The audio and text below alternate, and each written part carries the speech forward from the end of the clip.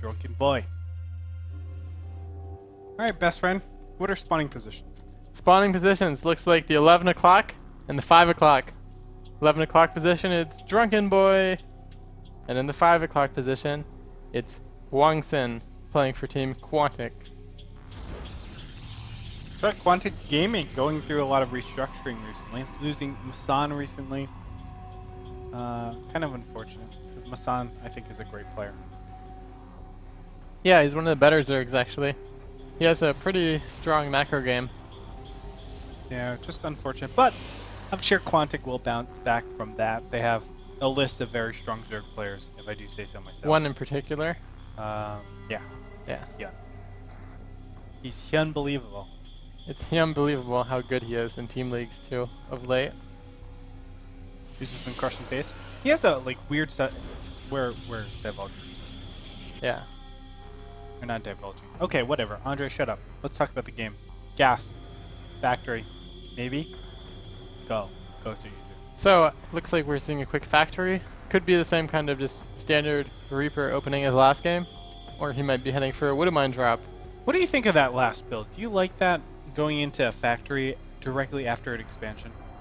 Well, it seems like a good way to play safely against Protoss. If you don't mess up, I think it can lend you to defend against most builds. I think it's not safe. And the reason why I say that is because you've seen those early Zealot Stalker Mothership Core attacks. I feel like that is really scary to a... Yeah, that can be good for sure. But against the kind of Blink Stalker cheeses, you should be in a good position if you don't mess up. I agree. I think that's like one of the best builds to be going if you're against Blink Stalker. Yeah. Last game was just that critical blunder with the siege tanks that kind of let the game slip out of his hands, but otherwise it looked like he was in a perfect position to defend. I agree. We'll find out how it goes on in this game. It kind of also forces Protoss to make a standard Robo build a lot of the time because of the potential for Widowmine drops. Yeah, you're right. It does. Well, they could go Stargate. They could, but a lot of the time they would just do Robo. And I actually feel like Stargate is a much better choice in that position, right? Like, because when you are going for factory tech, you're usually either going to be very harassed based. Well, no, that's what it is. You're very harassed based. I think a lot of these siege tank pushes just don't work anymore because of photon overcharge. Yeah, they don't work at all because when the Nexus can outrange your tanks, it's hard to push with the tanks. I agree. The Reaper is able to get a single kill before getting forced out. I don't think the Stalker will be able to get the last shot. No, because he has fire-propelled jets. Across the map, we see a proxied Stargate. Woot woot! Alright, proxied Stargate.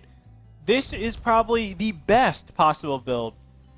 And I like the location he proxied it at. It's not likely for it to be scouted in this position, I don't think. Usually, the common position is at the 9 o'clock. That's where proxies usually are.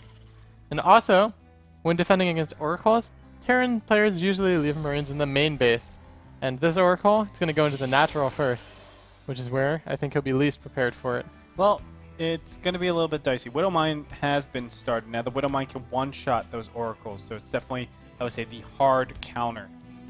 But a lot of times, you just don't prepare for something like this. Well, now, you can see the Widowmines, though, so you shouldn't run into it unless you mess up. You can within reason, though. Like, you have to be careful with actually saying that because you could put them on top of a building, and they're virtually...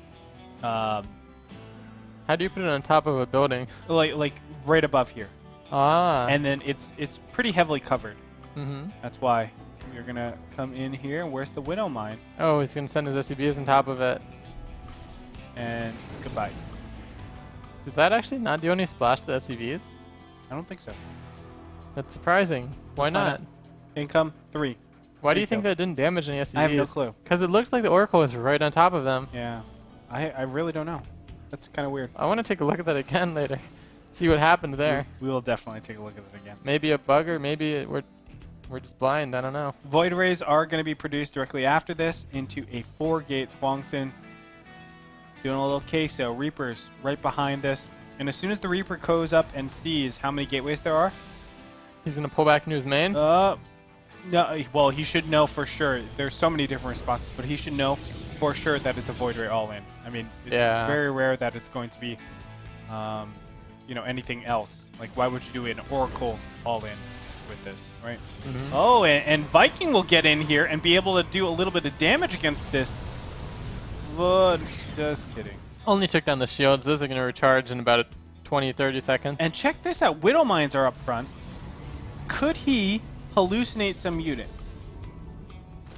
And then get it to splash. Like, hallucinate a, I don't know, a War Prism or something. Maybe, but he kind of wants a Guardian Shield too, don't you think? Yeah, that's true. I'm just trying to think cute ways to stop those Widow Mines from just detonating, killing him. Yeah. But it looks like Hwangsin. Well, you know, I said it last time. I really thought Drunkenboi was going to be able to hold off, but This time it looks like a pretty solid as defense. time goes on, this just gets better and better and better for Drunkenboi. Although now, this is getting a little bit dicey. He does have a medevac though. That'll help a lot, even without having Stim Marines. That's right. And Stim is nowhere near. Now, he was able to kill one bunker, but 2 bunkers are going to be made, and the other one's already finished up here. Another medevac on the way, more Marines. Not too much production from Drunkenboi, so maybe if he keeps warping in, he still has a chance. Poking in with a Void Race from the top.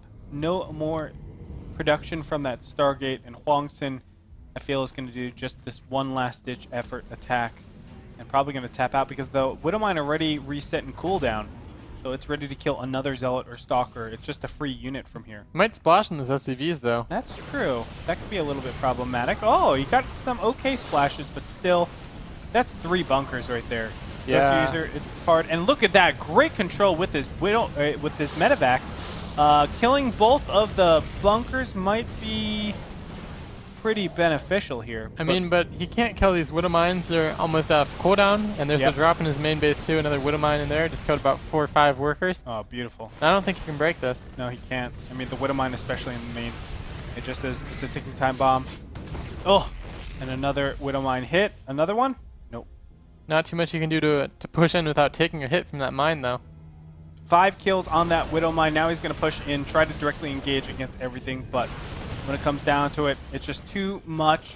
A perfect defense by Drunkenboi, and Hwangsin will be forced to be tapping out pretty soon here. 7 kills now with that Widow Mine in the main base, and now just directly engaging. This isn't the best engagement. But, definitely not. He lost but he a lot can of always do Marines. this. He just backs up to the Widow Mines, gets a free kill. Gets There's another some free bunkers. kill. And now there's a siege tank. Goodbye, Hwangsin. There it is. Drunkenboi will take game number 2. A perfect read with the Reaper.